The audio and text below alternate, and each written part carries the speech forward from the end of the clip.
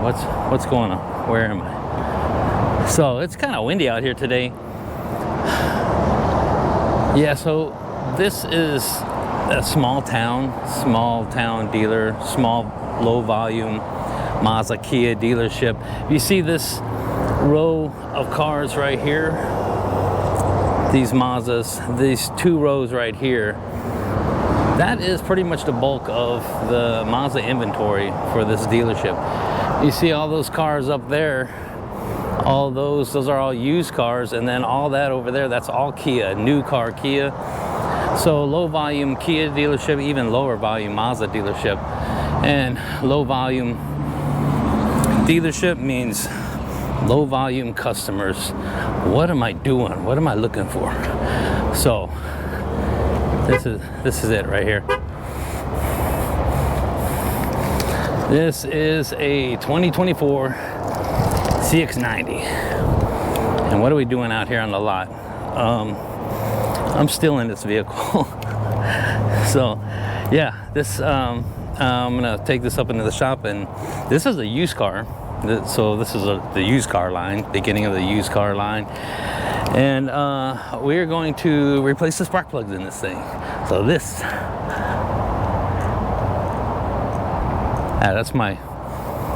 that will be my thumbnail. So let's get this up into the shop. So back to the shop.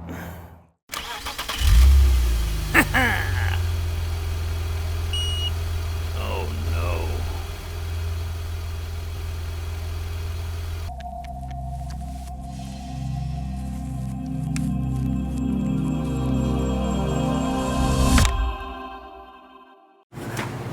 This is the 3.3 liter inline straight 6 turbocharged twin scroll whistling.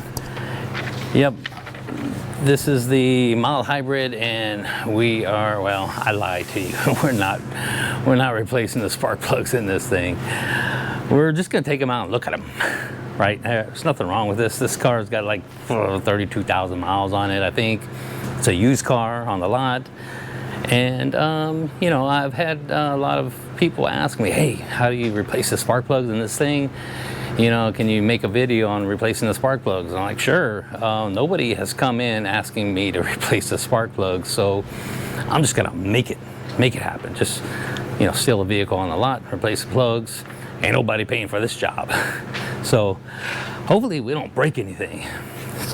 I have a list. This is a list. This is not the procedure for replacing the plugs, but I'm gonna replace the plugs in this. I'm gonna show you how you can replace the plugs in one of these vehicles if you got one of these. And like I said, this is not the procedure. This is just a list of what you should do. So the very first thing that it says to do is remove the cowl grille cover assembly. Remove the cowl panel. I mean, no, I'm not gonna remove that. I mean, we've pretty much done it before. The next thing it says, disconnect the negative battery terminal. No, I don't think. If we get in there and we see something, it's like, ooh, that could be bad, I should probably disconnect the negative battery terminal, then I'll do that. But most times whenever you're replacing spark plugs in a normal vehicle, you don't even have to disconnect the negative battery terminal, although every single procedure says, you know, starts with disconnect the negative battery terminal. You want to patch a tire on your car, disconnect the negative battery terminal. You know, it's ridiculous. So why am I not going to disconnect the negative battery terminal? Because I got to take the cowl panel off to do that, and I don't want to have to take the cowl panel off.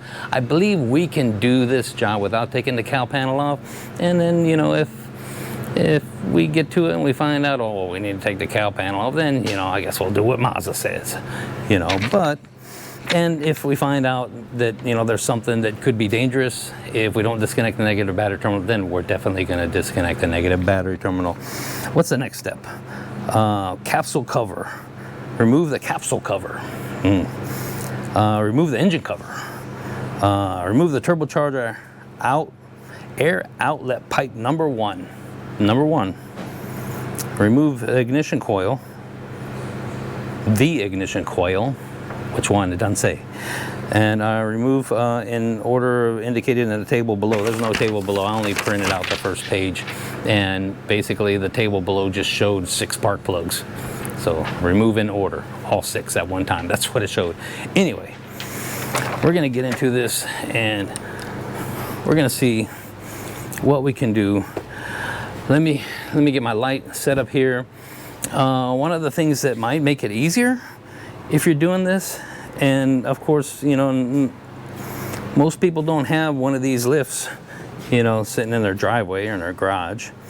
It would be easier if I put it on the lift, took these front tires off and then let it down. Then that would bring the vehicle down and be a little bit easier. What I'm going to do is I'm going to use this stool, this stepping stool right here, and I'm going to try coming around from the passenger side, because that's my side. That's just where I like, the way I like to do it. And I'm going to use this. So this I got from Kia.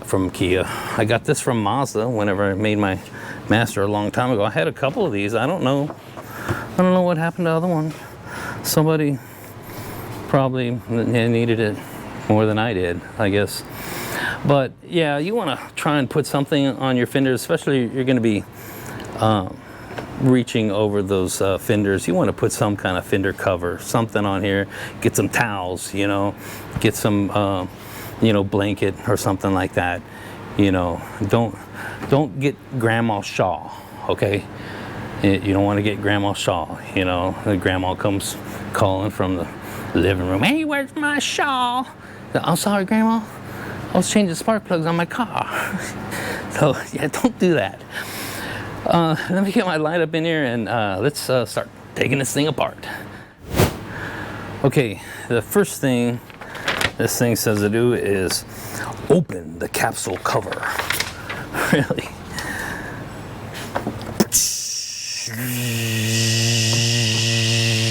Ah! Okay, there's no aliens. Get this capsule off of here. Just pull that off. You can put this on, you can lift it up. It's got this little thing right here. If you want, you can hang it from the top. That just seems to me like just a bunch of trouble when you could just grab the thing like this and just pull it off and set it aside. But, you know, just make sure that you don't forget to put that back on. And this, wait, what do they call this? This is the engine cover? Remove the engine cover. So, why is this here? What's the purpose of it? You know, I mean, it pops up right here and it's like you can move it over, you can lean it, or you can just slide it off. It's hot. It says, I guess that means don't touch. This looks like, you know, it might be cup holders on the other side, but it's not. So, you know, what's up with that Mazda? You know, why are you teasing us? I mean, is that where you're supposed to, you know, put your can of beans while you drive down the road? It'll keep it nice and warm, sitting over the turbocharger right here. Ooh, look at that.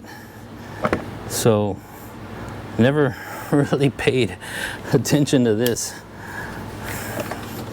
That's shiny, yeah. Chrome, it'll get you home. No, it won't get you home. Chrome will not get you home. So look at this, we got 1, 2, 3, 4. Well, that one's under, this is the turbocharger outlet, and ooh, we don't have much room here. Maybe we should remove the cowl panel. Well, let's see. We'll remove what we need to remove to get to what we need to get to.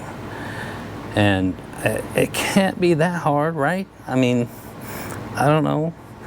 If you ever replace the spark plugs on a Ford EcoBoost, I mean, that's not the hardest one I've ever done or anything like that, but it's just one of those that's got all kinds of junk on top of it, you know, and it's out in plain sight. So let's move this engine cover out of the way. And I'm gonna stand up here and I'm gonna look, and yeah, so we got a couple things. You know, we got some bolts. There's 3 bolts right there. So I think, yeah, so all they're saying is remove the cowl panel. This is the cowl panel. This is like your lower cowl panel. They don't tell you to remove that. Why do they tell you to remove this? I understand that you have to remove this if you're going to pull this off right here and you want to get the negative battery terminal taken off. But we're not going to disconnect the negative battery terminal. It's not very, I don't know. That's just the way Mazda is. So this pipe right here is not pliable. It's a pipe. It's an actual pipe. So that is a pipe. This is not a hose. And one thing about it, it's got these clips right here. So you push these clips, push them down and over like that, right? So they clip up like that, push this down and over, and it stays down. The same way with the one back there, I'm gonna push it down and over, and it stays open. And it's like a quick disconnect. You can just pull it off, but I can't pull it off because this is not pliable. This is not a rubber hose or anything. It's an actual pipe. So we got 3, looks like 3 8mm bolts. So let's try and get those off. This looks like air, what is this? Air inlet sensor. You know, temperature, air inlet temperature sensor. Need to disconnect that, get that out of the way. We may have to pull this cowl panel off just to get this off. I can pretty much guarantee we get this off, we have access to probably the rest of the plugs or rest of the ignition coils. So let's try and take those 3 bolts out. Let's see if I can get them out without dropping them. And let's see what happens. Okay, I am going to pull this out because this is going to be in the way. So take the dipstick out, set it aside. I have an 8mm swivel socket on the end of this extension, and I'm going to see if I can get it in there.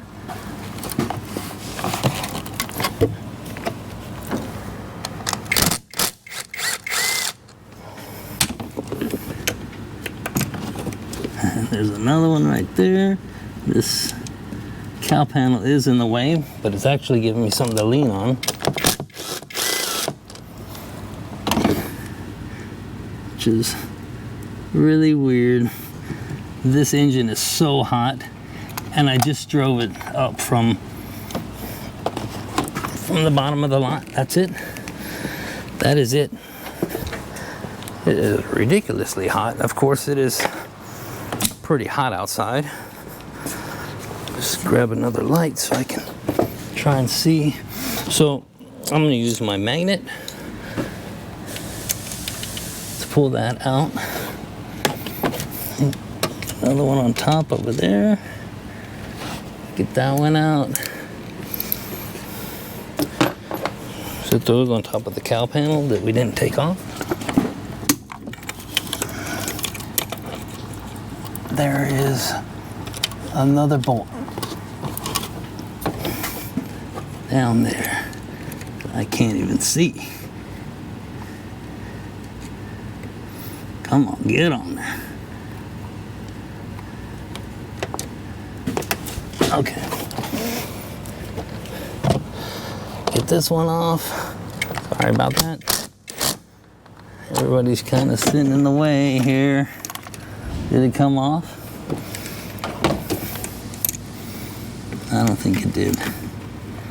Come on, get back on there.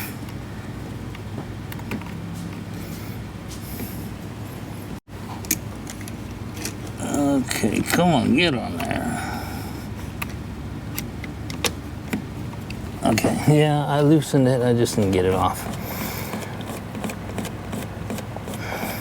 So I know that y'all can't see this, and there's probably, because I didn't pull the cowl panel off.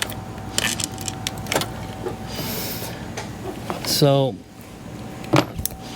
I have never done one of these before, so I am showing you how to do it, yet I've never done it. But this is how I would do it, at least this is how I would try. So you see how this thing is loose? So on this side, I pull those things off of there. That's loose. I should be able to pull it back like this. Depending on how much room it's giving me on this side. Will it give me more room if the cowl panel's off? Probably. How much further do I have to go? Let's see. Let's see if I can set this up here without everybody falling down.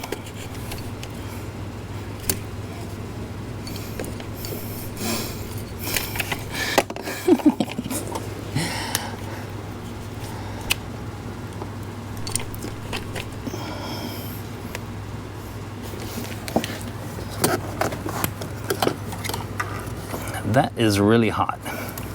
I mean, very surprisingly hot. Okay, so there's a harness over here, and it looks like some kind of a map type sensor. Yeah. So what I'm gonna do is I need to get that little clip off so I can disconnect that. That looks like probably a boost sensor. I'm gonna find my clip remover.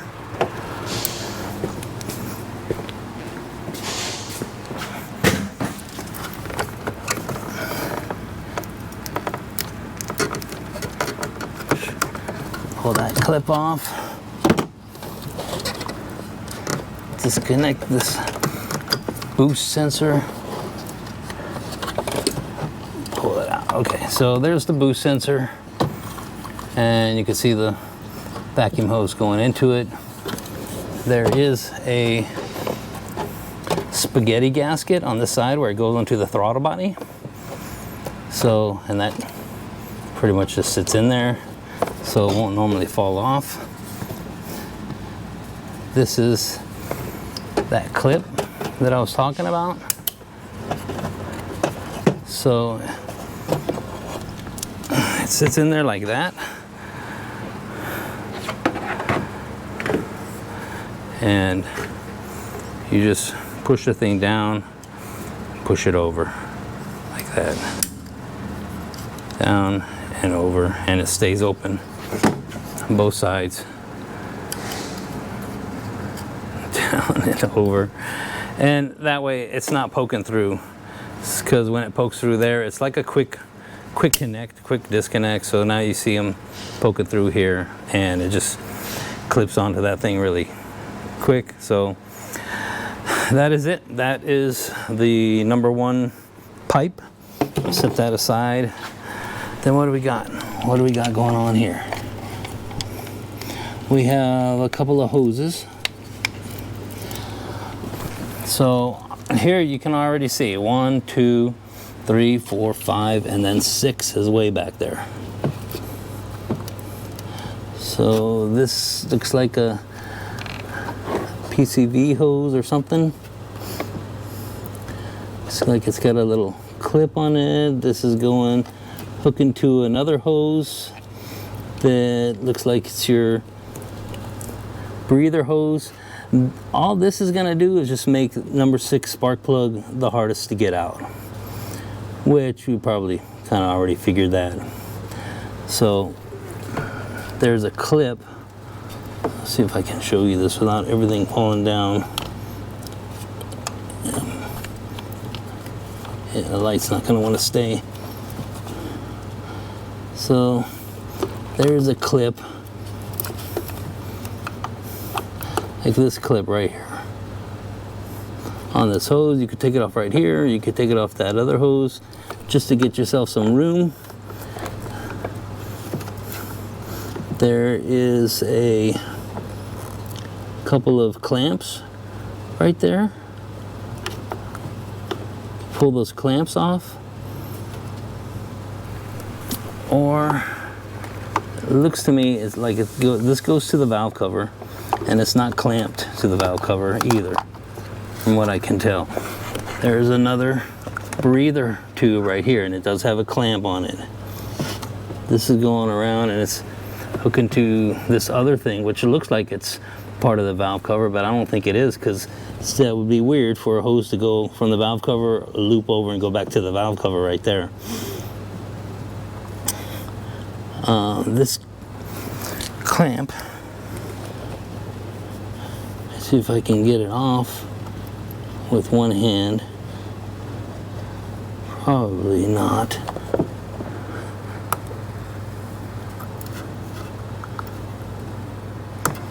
Let me see. Let me see if I can set this down somehow.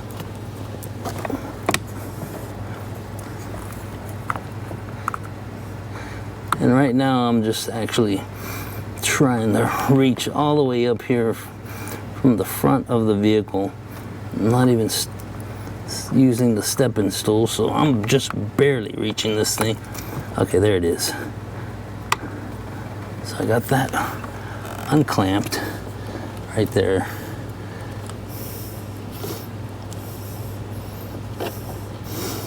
And that hose right there, come on, stay in place. It looks like I can just pull that hose off. I can pry it off with a pair of pliers or something, maybe. Let me see. Get a needle nose pliers.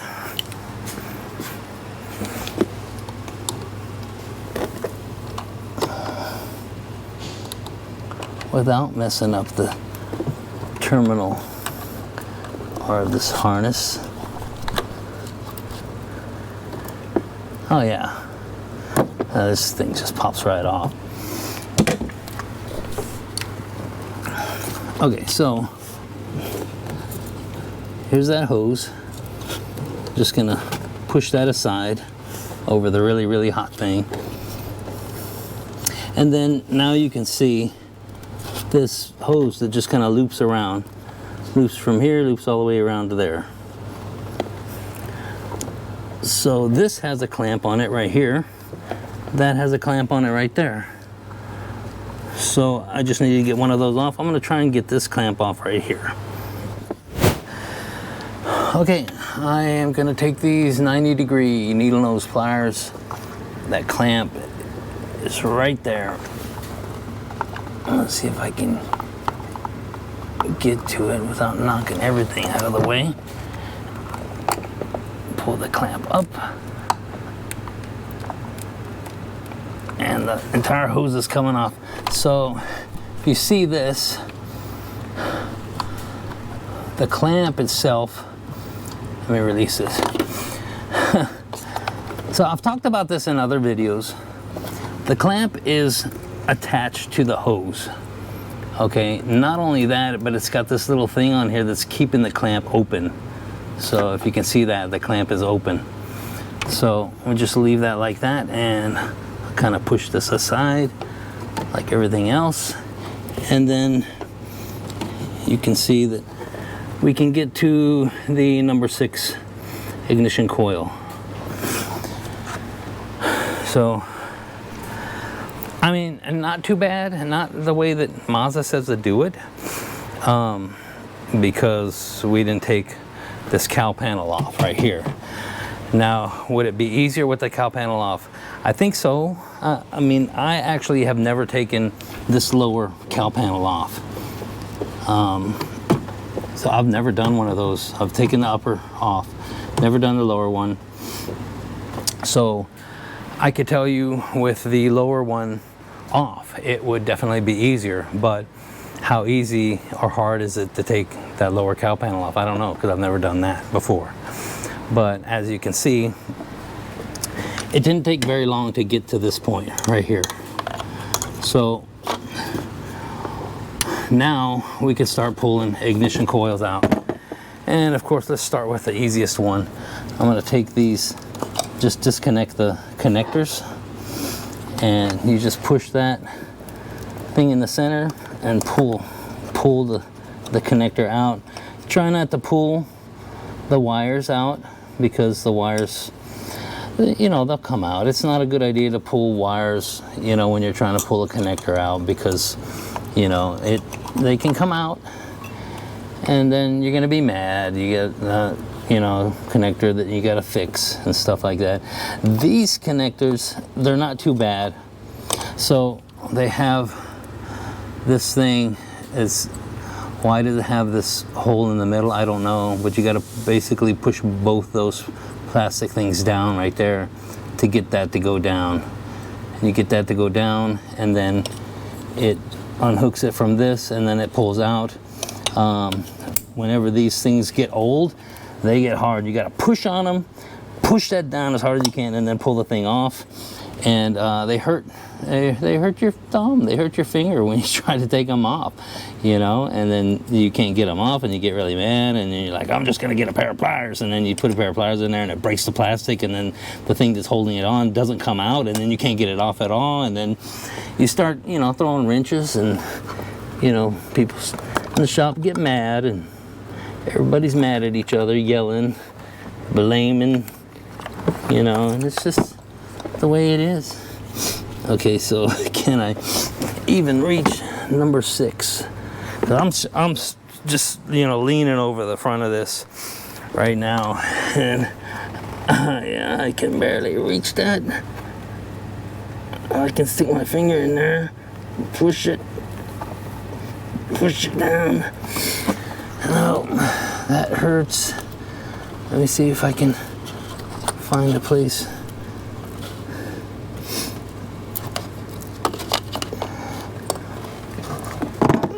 Oops.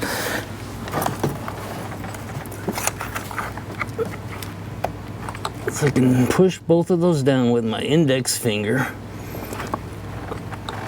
and pull it off. Yeah. That, I'm not gonna lie, that hurt. It hurt my finger. So, okay. Now we got a bunch of, what are these? 8mm. 8mm bolts.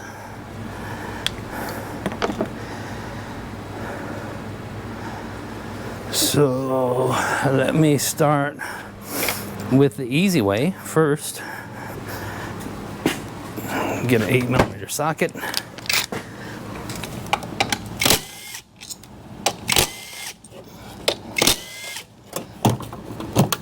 Nope.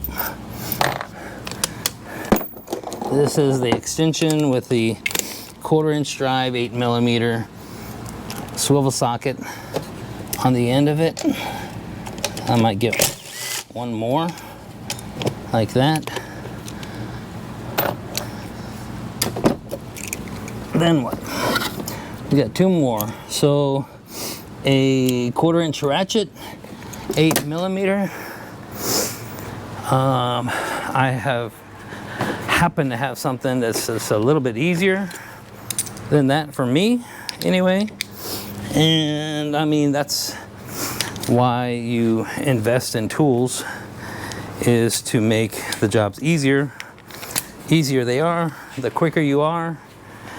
And the quicker you are, the quicker you can get the job done, and the quicker you're on to the next job, and then the more money you can make. And that is the name of the game for a technician working in a shop. So this air ratchet, 8mm swivel socket right there.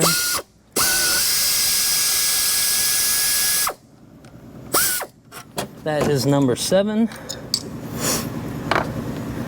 And then number 8. I have to use this stepping stool. So I'm gonna get from the side, look in there, put my arm in there. You can't see anything. Get it on there. I think it's still on there. I can't see it. Did it come off? Oh no, something worse happened. I lost my socket. Great. Never see that again. Grab your magnet, stick it in there, poke and prod. See if you can find your expensive snap-on 1/4 inch 8mm swivel socket. Get real lucky.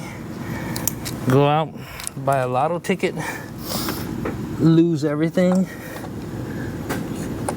Okay, I'm gonna stick the socket onto it. So yeah, the socket is on there. I'm gonna take my ratchet, stick that on it, hit the button. I can't see anything.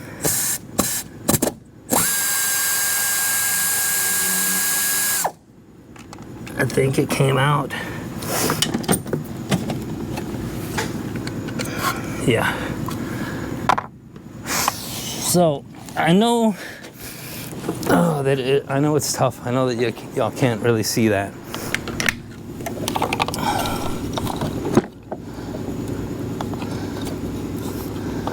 But I mean, they all look the same. Just that one is further back there. Let's see if I can grab it. It has this harness kind of going on the top of it, but it's not really stopping it. It's not really in the way that much. Let's see if I can pop the thing up. So it's kind of stuck on there. Okay. Let's see if we can pop this one off. Oh, that one came right off. So there's ignition coil number 1. It doesn't matter, they're all the same. That one came right off too. So it doesn't matter if you get them mixed up. They're all the same.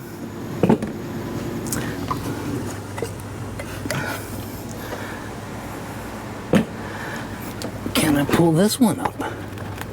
Oh yeah, now it comes up. Now it's just, I guess you got to do in order. 1, 2, 3, 4, 5, 6.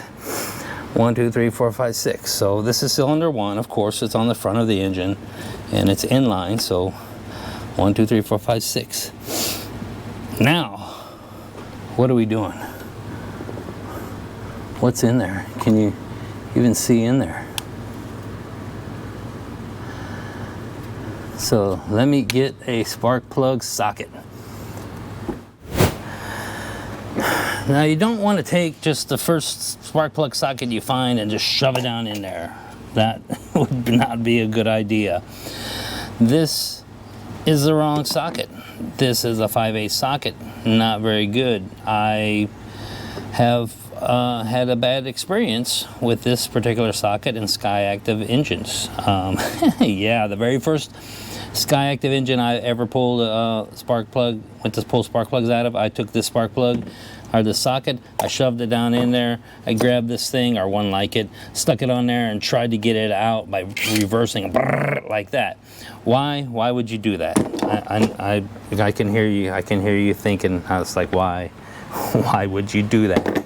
So prior to Skyactiv, the plugs that were in those vehicles, they used a 5/8. It's a 5/8 spark plug socket, and they were tough. You could take them out with this, you could put them in with this. They didn't matter, they didn't care. You know, no big deal. Not this engine, not Skyactiv engines. We need 14mm spark plug socket. That's the size they use. Whenever you shove a 5/8 socket down into that spark plug tube and you try and take it out and it's twisting as it's actually pushing down where you think it's coming up, all it's doing is getting tighter and tighter in there, and then it gets stuck and then you can't get it out. And then you're pulling valve covers and all kinds of stuff trying to get your spark plug socket out of there. Yeah, I did it. I did that. Yeah, and you know what? I'll never do it again. So I learned my lesson on that one. And these plugs, so let's get the first plug out, and then I'll show you. We'll talk a little bit about it. So it's going to be this 14 millimeter. I'll stick it down in there and pop it into place. Hand ratchet, loosen it. Try and keep it straight. Take it easy with the thing. Why? Well, because these spark plugs, they like to break. I mean, seriously, the porcelain will just fall off of them. If you breathe on them too hard, they will crack. So, yeah, very careful putting them, taking them out, very careful putting them in. There it is. It doesn't look bad. It's not even hot, really. It's the Mazda SC22 HPR8. That part number is H31018110. I don't know the exact part number for these plugs. I didn't look it up. But not bad at all. I mean, they look like they're, what, iridium plugs? Maybe. But yeah, these plugs, this porcelain right here, it'll crack. You know, don't look at it sideways. Stop looking at it sideways, because it's gonna crack. They just do that. And whenever you do a job like this, and like I said, this is the first time I've ever pulled a spark plug out of one of these engines. But doing a spark plug in, let's see, just pick an engine. I don't know, CX-30 or CX-9 with the turbocharger. They're just as hard as this, if not harder. You got to get all that junk off the top of them just to get to the plugs, just so you can get the ignition coils out. And it's only a 4-cylinder. And they're the same way, and it sucks. I've had technicians in the shop have the issue where everything was fine. They sold spark plugs to the customer. They put new plugs in. Now the thing's running bad. It's got misfires and stuff. It's like, pull the plugs out and it's got porcelain cracked on them. It's like, why? You know, well, I did it by hand. Yeah, you still got to be careful. I don't know. So let's just pull them all out.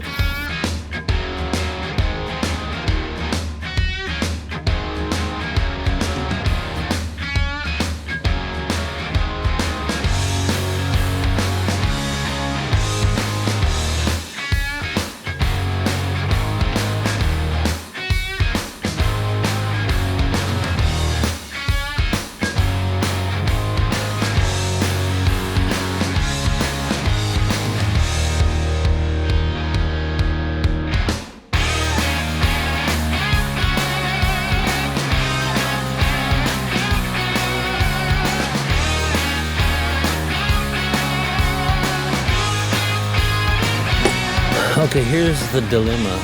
I can't get this in there. It won't fit. This thing is in the way. Once I put that down in there, you can see there's a bunch of room here, but I just can't get it in there. So what I end up going with is this right here, and this should work. And let me get these two plugs out, and I'll tell you why this locking thing right here matters to me the most. So this will fit in there. Let's get these out.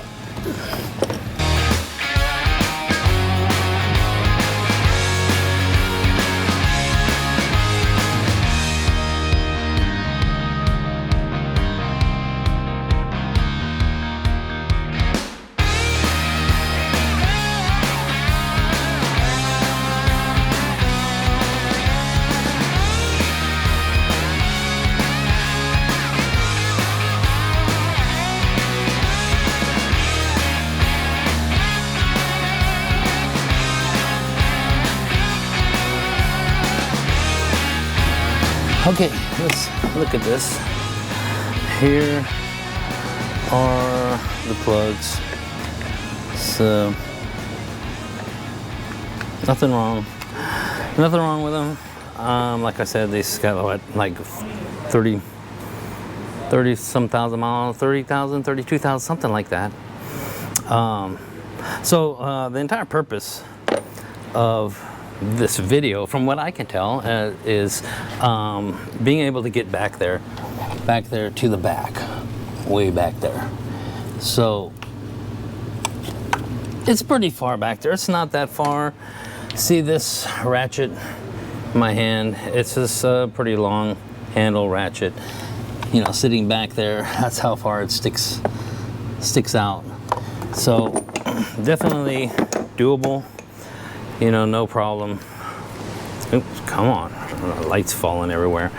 Yeah, definitely doable. You know, it's not that big of a deal. Would it be easier if you took this off?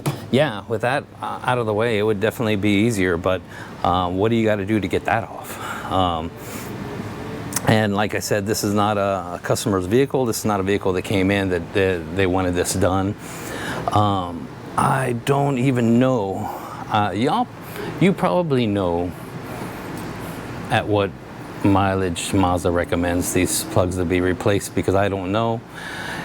It's not something that you can look up in MGSS and find out.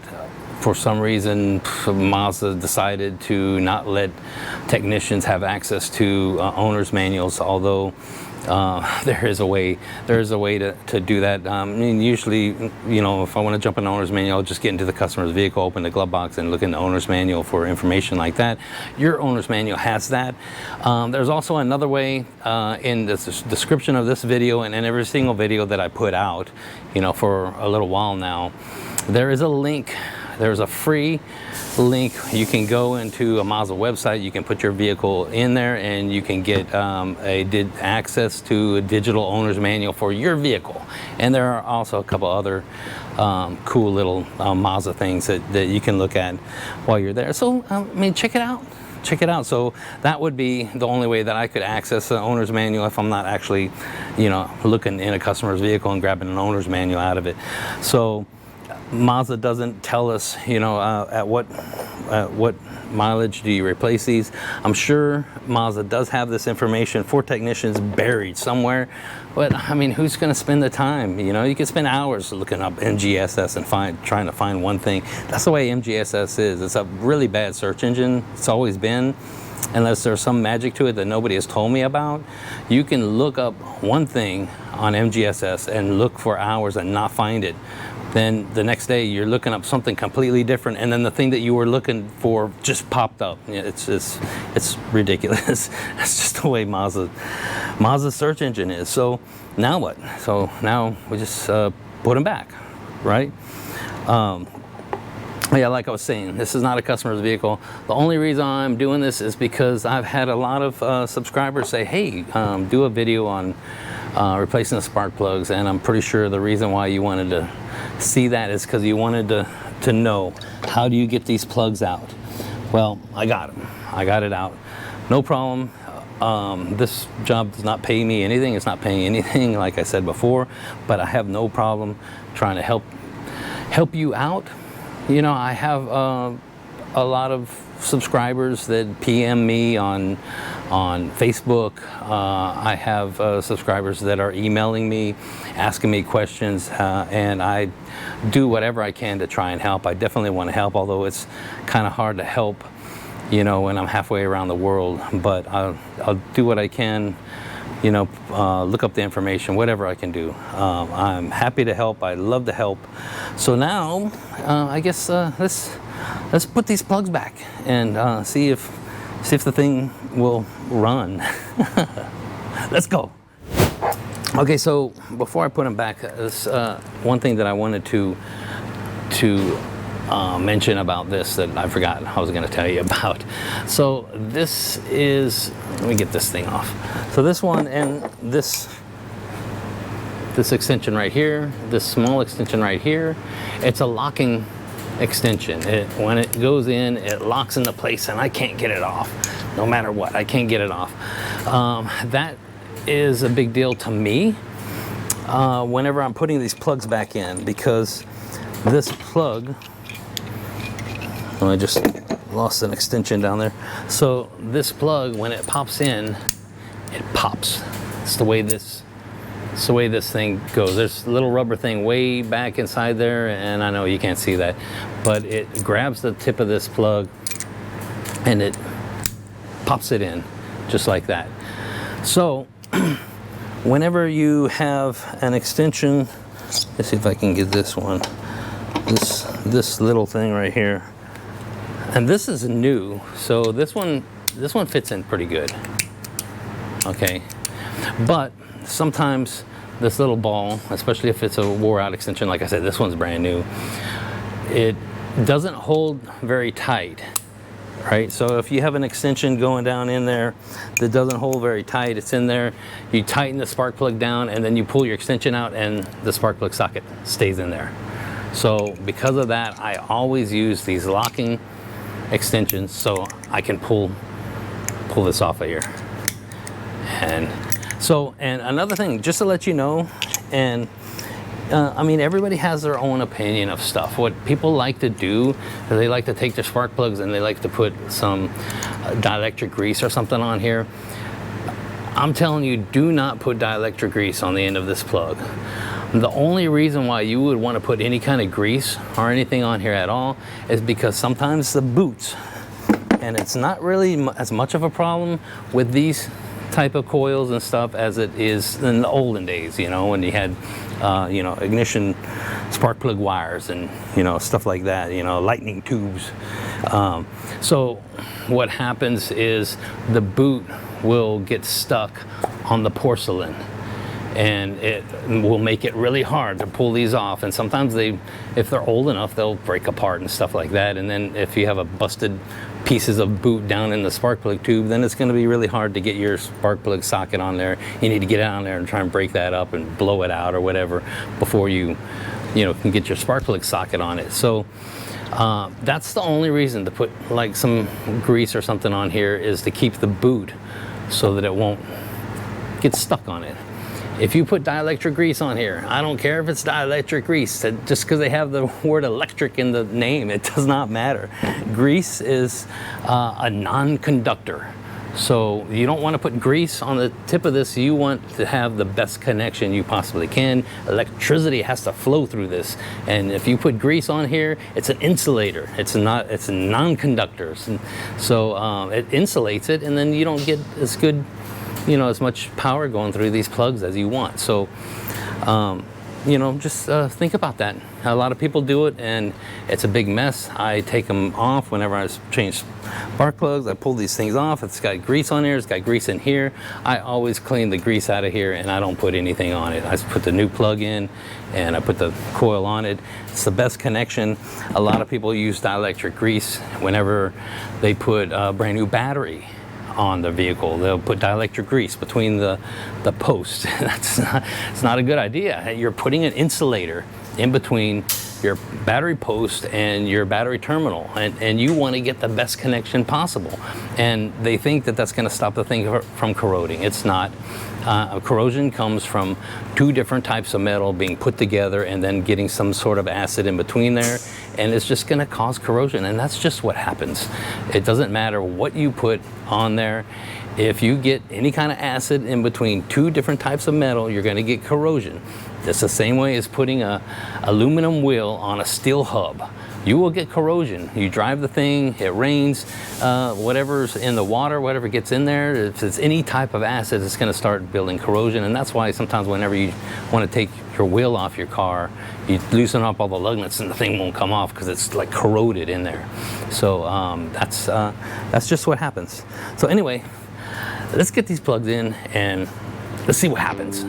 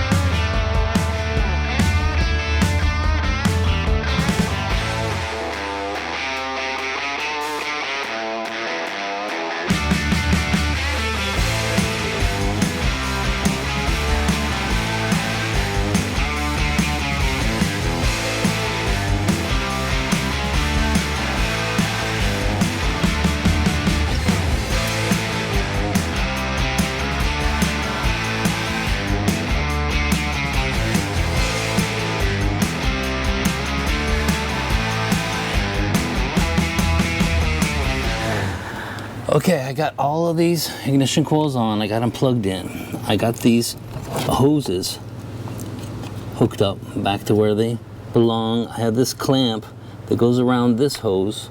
I don't know if you can see this. It goes around this hose and it goes around that hose. Got that hooked up. You see this thing right here? It looks like just, I'm not exactly what you would, it's like a container that contains whatever this air or vacuum is. I have no idea. Right here, looks like there's a screw that goes in there. Okay, hopefully you can see that. The screw or something would go in there. There's nothing went in there. This was just sitting like that. Okay, so just to let you know, when if you see that, if you're working on your vehicle and you see that, it's like, what goes there? There's nothing goes there. So whenever I took that off, there was nothing there. We're ready to stick this thing in here. So there's that boost sensor. So this is gonna go on like that.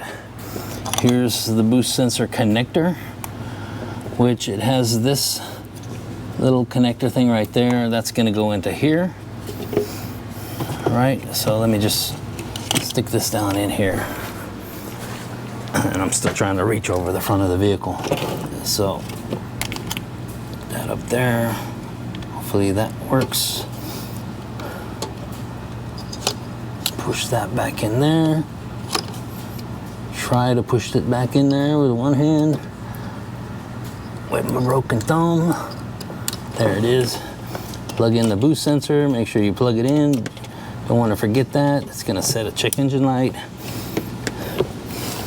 This piece right here, which I was showing you how that pops out like that, should be able to just release it.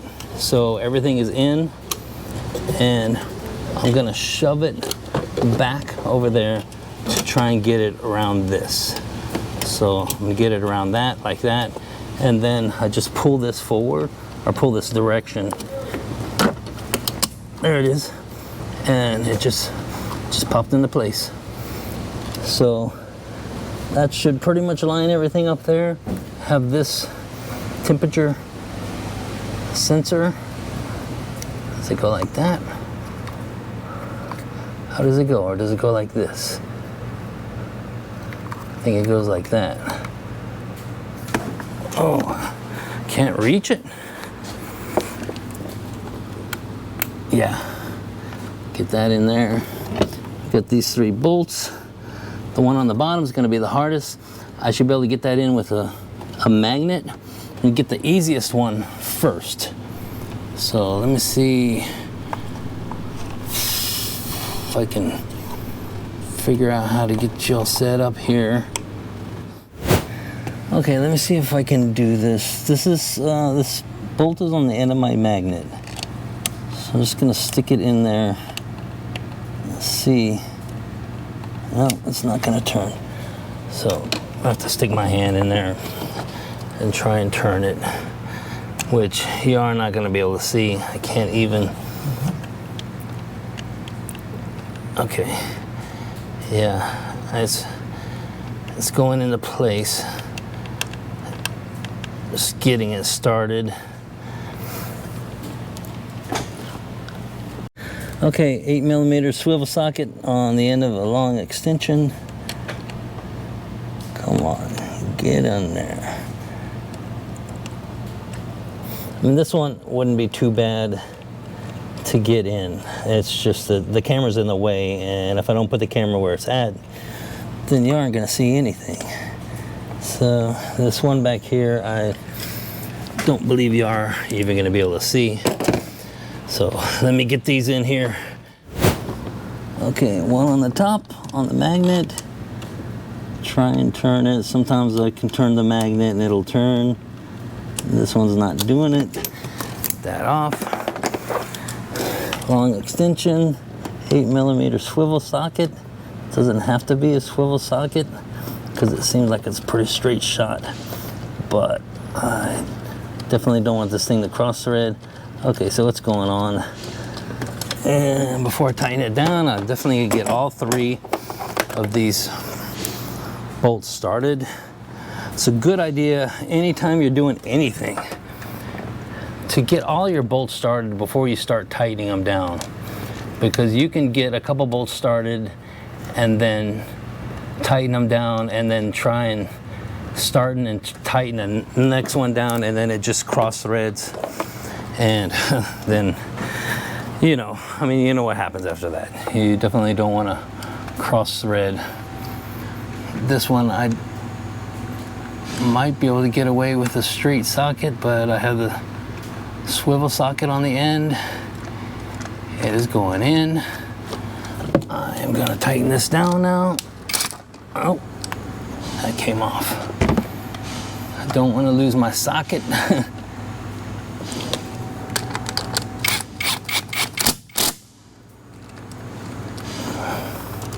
Top one.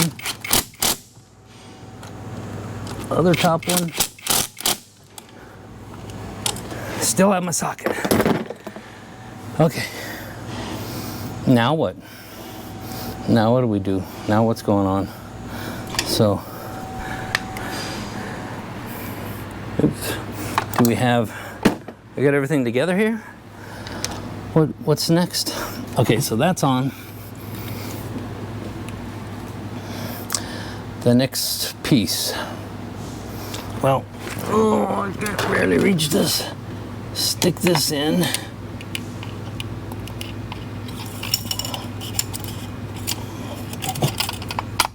Don't want to forget about that. What else? What's next? Oh yeah, this is the tray, you know, for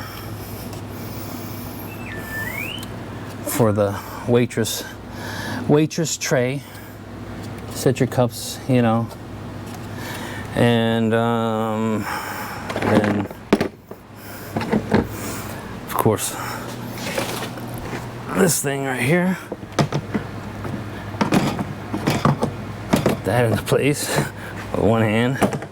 Stick that down. Lock it down. The capsule. Okay, now what?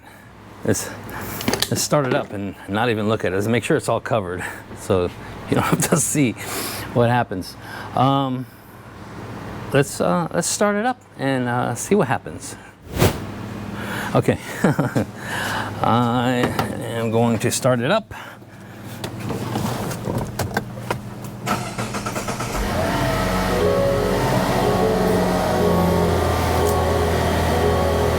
Seems to be running fine. I do not have a check engine light.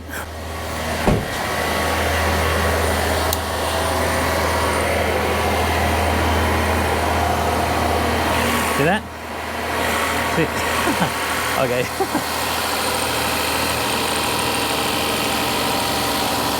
Yeah, she's running great. Nice and smooth.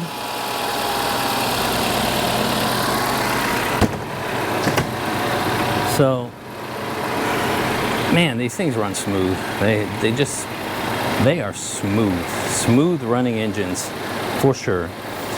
So that is that. Let me know what you think. If you have any ideas, any suggestions, if you would like to see me take that cowl panel off, you know, maybe at some point, you know,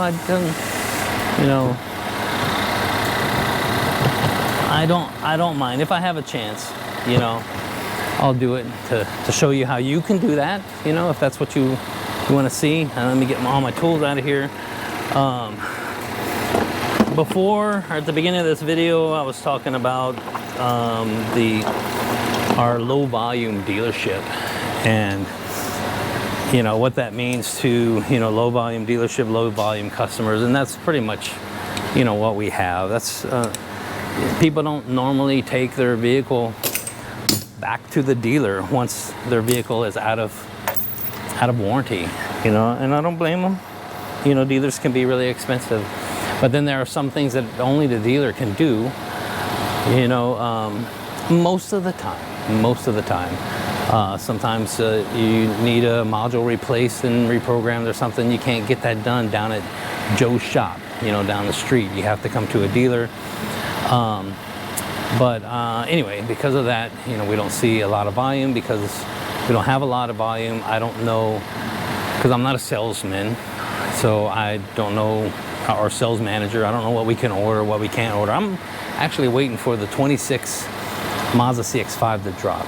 So when that happens, I'm gonna look at that vehicle and we're gonna make a video because there's supposedly some significant changes, and just want to see what they are, you know, what they mean. I don't know if it's a rumor. I heard that the Mazda turbos are going away.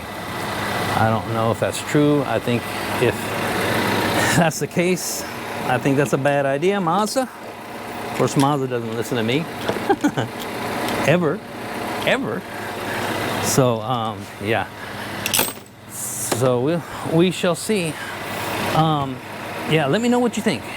You know, run on down in the comments. Let me know what you think of this job. Have you done one of these jobs? And have you done, maybe, you know, not on the CX-90, maybe you had a vehicle that was really hard to get the plugs out or get to them, you know? Let me know how that went for you. Just run on down in the comments. I appreciate the heck out of each and every one of you. Thank you for sticking around. Don't forget to hit that thumbs up button, and don't forget to subscribe, and I will see you in the next one. Oh yeah, one last thing. This right here states, so Mazda says, if a spark plug that is not as specified is installed, engine performance will be deteriorated. That's what they said, deteriorated. Installing only the specified spark plug when replacing. Install only the specified spark plug when replacing. So I don't know the part number of those spark plugs, but I gave you the number that was on the plug. And also, just because I know somebody's going to ask me, it's 17.5 Newton meters. That's the torque on those spark plugs, 17.5 Newton meters. I didn't torque them, I just kind of, you know, my elbow pop. You know, no, there are compression rings on those plugs. I don't know if you noticed, there are compression rings on those plugs. So it is kind of like torquing down something with a crush ring on it. You know, so I just get it nice and snug. So however you want to do it.